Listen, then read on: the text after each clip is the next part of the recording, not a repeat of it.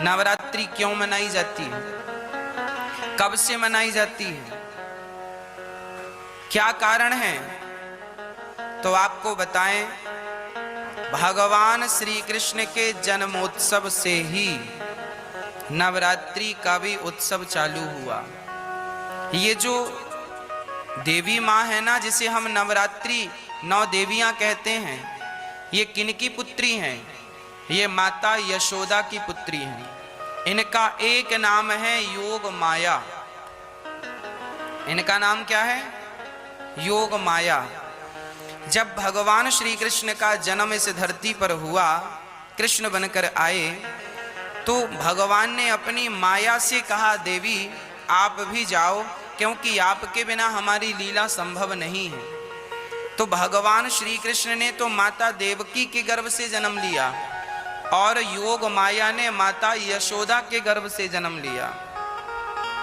और जब श्री कृष्ण को वसुदेव जी ने रखा तो उस कन्या को लेकर आए। माया, योग माया ने कहा, प्रभु हम आपका इतना बड़ा काम करेंगी, हमें क्या मिलेगा? तब भगवान कृष्ण बोले, देवी हमें लोग साल में एक बार कृष्ण जन्माष्टमी के दिन व्रत रखकर पूजेंगे और तुम साल में 2-2 बार नव देवी के रूप में पूजी जाओगी, यही तुम्हारे जाने का प्रतिफल है। वह भगवान माता योग माया को भेजते हैं। और जब कंस कृष्ण को रखकर देवी को लाए, तो कंस को पता चला 8वें गर्भ में बेटी नहीं बेटा हुआ है। तो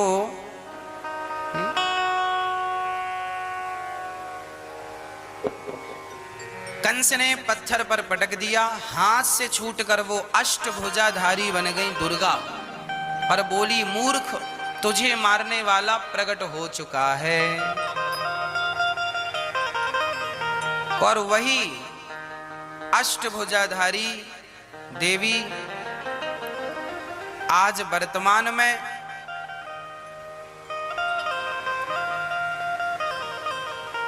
यहां से मथुरा से जाकर आप पर्वत में जाकर विराजमान हो गई। मुझे स्थान का नाम विस्मरण हो रहा है। उत्तर प्रदेश में मिर्जापुर, कौन सा पर्वत है? हाँ हाँ, विंध्यवासिनी, विंध्याचल पर्वत ना, विंध्यवासिनी मैया के नाम से वो जानी जाने लगी। और वहां पर मैया जी विराजमान हो गई। वह माता यशोदा की पुत्री हैं। तो वह 9 देवियों के रूप में जानी जाने लगी। प्रथमम शैलपुत्री चा, प्रथमम शैलपुत्री चा अर्थात पहली आर्ज के दिन, प्रथम दिन किसकी पूजा होती है? माता पार्वती की पूजा हो। शैलपुत्री अर्थात जो हिमालय है, हिमालय की पुत्री माता पार्वती। पहले दिन माता पार्वती की पूजा होती है। वही माता पार्वती दूसरे दिन, द्वितीयम ब्रह्मचारिणी, दूसरे दिन अर्थात द्वितीया कल वही माता ब्रह्मचारिणी के रूप में हम पूजेंगे, वो पूजी जाएंगी। तृतीयम चंद्र घंटेति, चंद्र घंटा के नाम से वह तीसरे दिन पूजती हैं।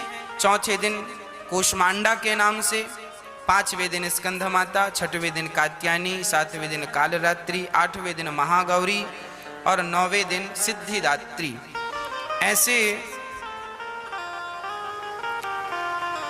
बड़े प्रेम से ये नवरात्रि का पर्व मनाया जाने लगा। यह दुर्गा को आप राधा रानी कह सकते हैं, सीता जी कह सकते हैं, पार्वती कह सकते हैं, सरस्वती कह सकते हैं, लक्ष्मी कह सकते हैं, जो मन आए वो कहिए। एक सज्जन हमसे बोले, गुरुजी हमने उनसे कहा राधे कृष्ण का जाप किया करो। तो उन्होंने कहा, महाराज जी हम तो माता जी के पुजारी हैं, अब हम क्या करें? आज हमारे हिंदू धर्म में सबसे बड़ा कन्फ्यूजन है, वो कन्फ्यूजन दूर हो नहीं रहा है। हम बहुत प्रयास करते हैं कि आपको समझाएं तो आप तो समझ लेते हैं, आपका कन्फ्यूजन तो दूर हो जाता है, पर जो नहीं सुनते वो बेचारे कन्फ्यूज रहते हैं। हमने कहा आप राधे कृष्ण जपा करो, सीताराम जपा करो। उन्होंने कहा महाराज जी हम तो माता जी के पुजारी हैं। हमने कहा भैया ये जो राधे कृष्ण में जो राधा है यही तो माता है, सीताराम में जो सीता है यही तो माता है, लक्ष्मी नारायण में जो लक्ष्मी है यही तो माता है। जो नवरात्रि की देवियां हैं ये कौन है?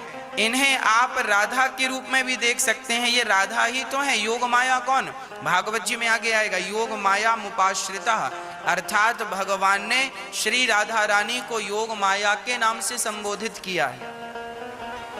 योग माया कौन है? श्री राधा रानी।